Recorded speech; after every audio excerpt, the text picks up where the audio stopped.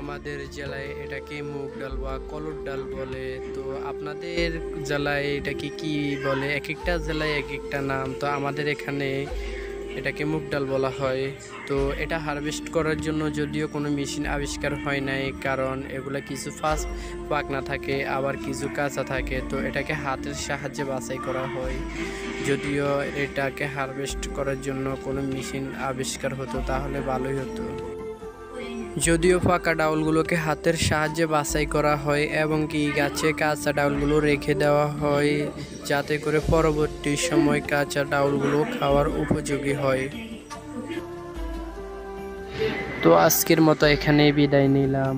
আমার ইউটিউব চ্যানেলটা সাবস্ক্রাইব করে রাখবেন, যাতে পরবর্তী সময় কৃষিকাজের ভিডিওগুলো আপনাদের সামনে দ্রুত গতিতে পৌঁছে যায়। ধন্যবাদ।